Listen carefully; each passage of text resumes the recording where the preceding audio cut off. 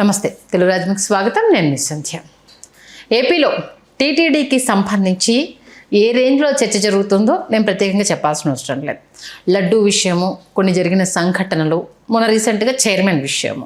అయితే మొన్న దేవాంశ్ బర్త్డే రోజు టీటీడీ చైర్మన్ ఎక్కడా కనిపించలేదు. ఆ రోజు సీఎం చంద్రబాబు గారి సమక్షంలో సమావేశమైన టీటీడీ చైర్మన్ గైర్హాజరయ్యారు అంటూ పెద్ద ఎత్తున చర్చ జరిగింది. వచ్చినా కనిపించకుండా జాగ్రత్త పడ్డారు అన్న మరో చర్చ జరిగింది. ఈ నేపథ్యంలో జూలైకి 2 సంవత్సరాల పదవీ కాలము, అంటే గవర్నమెంట్ ఫామ్ అయి కూడా 2 years కాబోతున్న నేపథ్యంలో ఇక ఆయన పదవీ కాలం ముగియబోతుంది కాబట్టి ఎందుకులే తెర మీద తీసుకురావడం అంటూ మరి గవర్నమెంట్ ఏమన్నా ఆయన సైలెంట్ చేపిస్తుందా, మరి కొత్త వ్యక్తి ఎవరు అన్న చర్చ తెర మీదకి అయితే రావడం జరిగింది. కొందరేమో ఈ 3 నెలలు ఆయన సైలెంట్గా ఉంచి మళ్ళీ ఆయననే కొనసాగిస్తారన్న ఒక వాదన తీసుకొస్తే, లేదు ఈసారి ఇంకా ఆయనకు ఆల్రెడీ ఆ పదవి ఒకసారి అంటే వరించింది కాబట్టి ఖచ్చితంగా ఆశావాహులు చాలామంది ఉన్నారు, కొత్త వాళ్ళకి ఇవ్వాలి అన్న చర్చ తెర మీదకి రావడం జరిగింది. ఇన్ కేస్ టీటీడీ చైర్మన్ని మారిస్తే ముందు వరుసలో ఎవరున్నారు, ఎవరికి ఇవ్వబోతున్నారు, ఆ అదృష్టము ఎవరిని వరించబోతుంది తెలుసుకునే ప్రయత్నం చేద్దాం.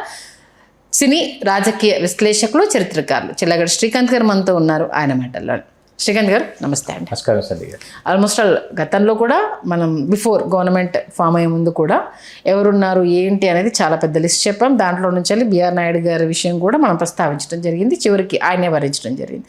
మరి ఇప్పుడు ఆయన మార్చే టైం కూడా ఆసన్నమైంది, మార్చాల్సిన పరిస్థితి కూడా వచ్చింది. ఎందుకంటే ఎక్స్టెండ్ చేసుకోవడం అనేది గవర్నమెంట్ పాలసీ, అది వాళ్ళ ఇష్టము. కానీ ఇప్పుడు ఆయనను ఎక్స్టెండ్ చేసే పరిస్థితులు లేవు అన్న విశ్లేషణ అయితే బలంగా వినిపిస్తుంది. ఆయనను మారిస్తే నెక్స్ట్ ఎవరు కొనసాగించారండి? ఎందుకు అంటే చంద్రబాబు నాయుడు గారు ఏంటంటే గతంలో ఎన్టీ రామారావు గారు కానీ, ఆ తర్వాత చంద్రబాబు నాయుడు గారు కానీ తిరుమల తిరుపతి దేవస్థానంలో చైర్మన్ కావచ్చు, మరికొన్ని కీలకమైనటువంటి పదవులు కావచ్చు, వెనువెంటనే కొనసాగించినటువంటి దాఖలాలు తక్కువ. ఎందుకంటే మరొక సామాజిక వర్గానికి, మరొక నాయకుడికి, మరొక ముఖ్యనేతకి అవకాశం ఇస్తే ఆ సామాజిక వర్గానికి ప్రాధాన్యత ఇచ్చినట్లుంటుంది, అట్లాగే ఆ నాయకుడిని సంతృప్తి పరిచినట్లు ఉంటుంది అనేటటువంటి కొన్ని నిబంధనలు వాళ్ళకు ఉన్నాయి. ఆ నేపథ్యంలో ఈసారి ఏంటంటే చంద్రబాబు నాయుడు గారు ఉత్తరాంధ్ర కాపు సామాజిక వర్గం వైపు మొగ్గు చూపుతున్నారన్నది మన దగ్గర ఉన్న విశ్వసనీయ సమాచారం. అంటే కాపుల విషయంలో జరుగుతున్న చర్చ నేపథ్యంలో తెర మీద తీసుకొచ్చారా? కాదండి, లేదు కాదు. కాపుల విషయంలో జరుగుతున్న చర్చలు నేపథ్యం ఇవేవి కాదు సంధ్య గారు. ఇక్కడ ఏంటంటే కొన్ని సమీకరణాలు ఎలా ఉంటాయంటే మంత్రిమండలిలో అవకాశం ఇవ్వలేనటువంటి పరిస్థితులలో ఇప్పుడు మీకు మొన్న మీకు ఈ 2 సంవత్సరాలు ఏదైతే తిరుమల తిరుపతి దేవస్థానముల ట్రస్ట్ బోర్డు చైర్మన్గా కమ్మ సామాజిక వర్గానికి చెందిన బిఆర్ నాయుడు గారు ఉన్నారు. కమ్మ సామాజిక వర్గానికి సంబంధించి గతంలో మనం దేవినేని సీతారామయ్య గారి గురించి మాత్రం చెప్పి అంత క్రితం కల్లూరు చంద్రమౌళి గారు కూడా ఒకసారి చేశారు కమ్మ సామాజిక వర్గం. మొన్న మీకు 2 సంవత్సరాలు జ్యోతుల్ నెహ్రూ గారు జగ్గంపేట నియోజకవర్గ సీనియర్ శాసనసభ్యులు, వారు ట్రస్ట్ బోర్డు మెంబర్గా కొనసాగుతున్నారు. TTD is a quasi government అంటారు. అంటే ప్రభుత్వంతో సరిసమానమైనటువంటి పరిపాలనా విభాగాలు కలిగినటువంటి ఒక ప్రత్యేక ప్రతిపత్తి కలిగినటువంటి సంస్థ. అవును, ధార్మిక సంస్థ. ఇక్కడ దీనికి 2 సంవత్సరాలు చైర్మన్గా కొనసాగడం అంటే 2 సంవత్సరాలు ఒక రాష్ట్రానికి ఒక ముఖ్యమంత్రి కొనసాగినటువంటి గౌరవ మర్యాదలు దక్కుతాయి. ట్రస్ట్ బోర్డు మెంబర్లకి 2 సంవత్సరాల కాలం పాటు ట్రస్ట్ బోర్డు మెంబర్లుగా కొనసాగితే, ఆ రాష్ట్ర మంత్రిమండలిలో మంత్రిగా కొనసాగితే ఎంత గౌరవ మర్యాద ఉంటుందో అంత ఘనత వహించినటువంటి వాళ్ళు అవుతారు. జ్యోతుల నెహ్రూ గారు అది 2 సంవత్సరాలు ట్రస్ట్ బోర్డు మెంబరు ఆయన చేసేసారు కాబట్టి ఇక్కడ మంత్రివర్గ విస్తరణకు వచ్చేటప్పటికి ఉమ్మడి తూర్పుగోదావరి జిల్లాలో జ్యోతుల్ నెహ్రూ గారి కంటే బండారు సత్యానందరావు గారి వైపు ఎక్కువ మొగ్గుగా అనిపించింది.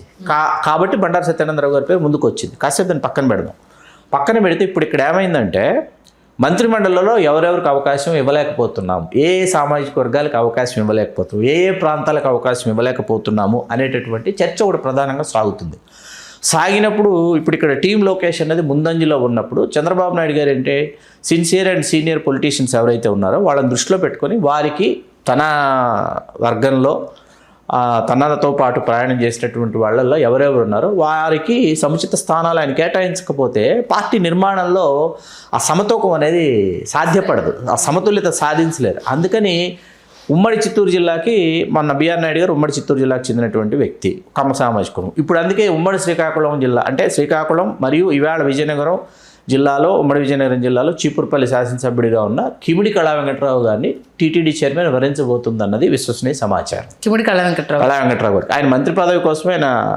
కృషి చేస్తున్నారు.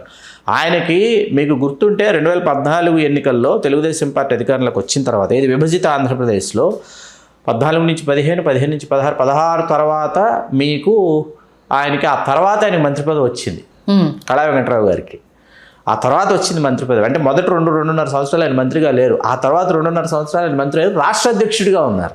పార్టీ రాష్ట్ర అధ్యక్షుడు. మొట్టమొదట ఎన్టీ రామారావు గారి కుటుంబ సభ్యులు కాకుండా కుటుంబేతర వ్యక్తి ఎవరైనా రాష్ట్ర అధ్యక్షుడు కాగలిగాడంటే అది కిమిడి కళా వెంకట్రావు గారు కాగలిగారు. అవును. ఇక్కడ కిమిడి కళా వెంకట్రావు గారి నేపథ్యం ఒకసారి తీసుకుంటే మీకు పాలకొండ అనే ఒక నియోజకవర్గం ఉమ్మడి శ్రీకాకుళం జిల్లా. ఇది షెడ్యూల్ తెగలకు రిజర్వ్ చేయబడింది, ట్రైబ్స్కి. కాబట్టి పాలకొండకు చెందినటువంటి నేతలంతా ఏంటంటే పక్కన ఉణుకూరు అని ఇంకో నియోజకవర్గం ఉంది.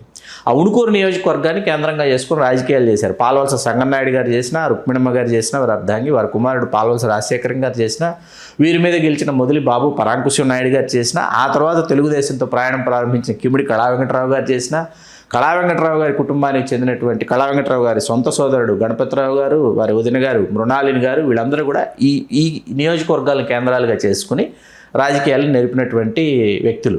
ఇప్పుడు కిమిడి కళా వెంకట్రావు గారు రాజ్యసభకు 2 సార్లు నామినేట్ చేయబడ్డారు.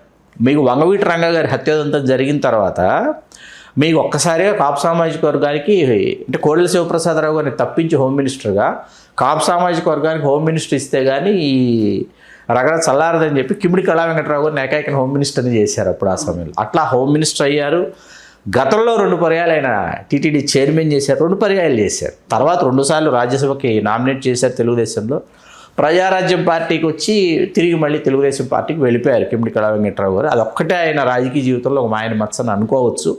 అయితే చంద్రబాబు నాయుడు గారు కూడా అంతే స్నేహపూర్వకంగా దానిని ఆయన కూడా మనసులో పెట్టుకోకుండా ఎందుకు వెళ్ళారు అని ప్రశ్నించకుండా కళా వెంకట్రావు గారు అక్కడ మీకేం పని ఉంది, ఇప్పుడు ఆ పార్టీ కాంగ్రెస్లో విలీనం చేసేస్తున్నారంట కదా, మీరు దయచేసి మన తెలుగుదేశం పార్టీకి వస్తే మీకుండే గౌరవం మీకు ఉంటుంది కదా, మీకు ఇచ్చే గౌరవం మేము ఇస్తాం కదా, మీ మర్యాదకి ఏం లోటు ఉండదు కదా. చంద్రబాబు నాయుడు గారు తిరిగి కళా వెంకట్రావు గారిని పార్టీలోకి ఆహ్వానించారు. దట్ ఈజ్ కిమిడి కళా వెంకట్రావు గారు. మీకు అర్థమైంది కదా, అది కిమిడి కళా వెంకట్రావు. కాబట్టి ఇప్పుడు ఇక్కడ కిమిడి కళా వెంకట్రావు గారు బొత్స సత్యనారాయణ గారిని ఓడించారు మొన్న 2024 ఎన్నికల్లో చీపురుపల్లికి వచ్చి. ఇక్కడ ఆయన ఎచ్చర్ల నియోజకవర్గంలోనే పోటీ చేసి ఉన్నట్లయితే ఉమ్మడి శ్రీకాకుళం జిల్లా నుంచి ఆయన మంత్రిమండలిలో ఆ సామాజిక సమీకరణలలో భాగంగా ఆయన ఉండేవారు. కాకపోతే పురంధేశ్వరి గారి పట్టుబట్టి సొంత సామాజిక వర్గానికి భాజపాలో ఆవిడ ఎచ్చర్ల కేటాయించుకోవడం, దాంతో కిమిడి కళా వెంకట్రావు గారు చీపురుపల్లికి రావడం, వచ్చి బొత్స గారిని ఓడించడంతో ఆయన మంత్రి పదవి సహజంగా ఆశించడంలో తప్పులేదు. కానీ టీం లోకేష్లో భాగంగా గజపతి నగరానికి చెందిన well educated realtor, very rich, foreign returned, ఇన్ని అంశాలతో పాటు రాజకీయ నేపథ్యం కూడా ఉన్నటువంటి కుటుంబం నుంచి వచ్చిన కొండపల్లి కుటుంబం నుంచి వచ్చిన కొండపల్లి పైడితేలు నాయుడు గారి మనవడు కొండపల్లి శ్రీనివాస్ గారి మంత్రిమండలి ఉన్నారు కాబట్టి కిమిడి కళా వెంకట్రావు గారికి సాధ్యపడదు. ఓకే, దానికైతే ఆల్మోస్ట్ కన్ఫర్మా, లేకపోతే దాదాపుగా కిమిడి కళా వెంకట్రావు గారిని తిథిదే చైర్మన్గా ప్రకటించేటటువంటి అవకాశం అయితే ఉంది. అంటే 3వ సారి ఆయన అయితే 3వ సారి అవుతారు టీటీడీ చైర్మన్. సూపర్. అనుభవం ఉన్న వ్యక్తి ప్రస్తుతానికి విమర్శలన్నీ పోవాలని అంటే ఆయన వైపు మేము మళ్ళీ మంత్రివర్గంలో చోటు ఇవ్వలేం కాబట్టి ఇదొక సముచిత స్థానం అన్నట్టుగా కూర్చోబెట్టేస్తాం. ఖచ్చితంగా, తప్పకుండా. ఓకే, అంటే ఆల్మోస్ట్ ఈ 3 months తర్వాతనా అంటే ఇది మార్చ్, ఏప్రిల్, మే, జూన్ తర్వాత బిఫోర్ లేదు, ఈ 3 నెలలు స్తబ్దుగానే ఉంచుతారు. మొన్న మీకు పాలక మండలి సమావేశం కూడా అత్యంత ఆశ్చర్యకరంగా చైర్మన్ బిఆర్ఎన్ నాయుడు గారు లేకుండా చంద్రబాబు నాయుడు గారి నాయకత్వంలో పాలక మండలి సమావేశం జరిగింది, టీటీడీ పాలక మండలి సమావేశం. ఓకే, కాబట్టి ఆయన ఏంటంటే ఆయన టెన్యూర్ జూలైకి అయిపోతుంది కాబట్టి అప్పటిదాకా ఆయన ఏమీ అసలు కదపకుండా తర్వాత ఈ నిర్ణయం తీసుకునేటటువంటి అవకాశం. ఎందుకంటే end of the Andhra Pradesh United Chittoor district ఇచ్చారు కాబట్టి ఇప్పుడు ఆ చివరికి వెళ్తారు. అట్నుంచి ఒక సామాజిక వర్గం. ఇది గవర్నెన్స్లో ఏంటంటే ఆయా ప్రాంతాల మధ్య సమతుల్యత, సామాజిక వర్గాల మధ్య సమతుల్యత, అట్లాగే పార్టీకి సేవలు అందించిన వాళ్ళు వీళ్ళని గుర్తుపెట్టుకుని వాళ్ళని మేము కొనసాగిస్తాము, వాళ్ళకి ఇచ్చే మర్యాద మేము ఇస్తామని చెప్పి చంద్రబాబు నాయుడు గారు ఇచ్చేటటువంటి ఒక మర్యాద ఈ సామాజిక వర్గానికి. ముఖ్యంగా కిమిడి కళా వెంకట్రావు గారు 3వ సారి, పప్పల చలపతిరావు గారిని ఆయనకి మంత్రి పదవి ఇవ్వలేకపోయారు. ఎలమంచిలి సీనియర్ శాసనసభ్యుడు. ఓకే, ఆయన వరుసగా 4 సార్లు మన ఎమ్మెల్యే గెలిచారు టీడీపీలో. ఇవ్వలేకపోవడంతో, మంత్రి పదవి ఇవ్వలేకపోవడంతో ఆయన టీటీడీ చైర్మన్ని చేశారు చంద్రబాబు నాయుడు గారు. ఆ తర్వాత ఎమ్మెల్సీని చేశారు ఆయన్ని. ఆయన తెలుగుదేశంలోనే తన రాజకీయ ప్రయాణాన్ని ఇవాళకి కొనసాగిస్తున్నటువంటి నేత. ఆ తర్వాత మీకు డీకే ఆదికేశవ నాయుడు ఒకసారి ఆయన కాంగ్రెస్లో, ఒకసారి తెలుగుదేశంలో, చంద్రబాబు కృష్ణమూర్తి గారికి ఒకసారి అవకాశం ఇచ్చారు. మళ్ళీ మరొక మారి ఇప్పుడు ఇవ్వటం కళా వెంకటరావు గారికి అనేది మూడోసారి అనేది ఈ సామాజిక వర్గానికి ఇంతలా చంద్రబాబు నాయుడు గారి ప్రభుత్వం ప్రాధాన్యత ఇవ్వడం అనేది ఏంటంటే అదొక ఆశావహ దృక్పథం అండి, ఆశావహ కోణం అది. ఓకే, మంచి విశ్లేషణ అందించారు. ధన్యవాదాలు శ్రీకాంత్. ధన్యవాదాలు సంధ్య. హలో, తెలుగు రాజ్యం ఛానల్ చూస్తున్నారా? సామాజిక, రాజకీయ, జీవన చిత్రణే తెలుగు రాజ్యం. అతిశయోక్తులు, అసత్యాలు ఉండవు. రాజకీయ కోణం కాదు, ప్రజా కోణమే కొలబద్ద. తెలుగు రాజ్యం వీక్షణ మీ ఉత్తమ అభిరుచికి నిదర్శనం.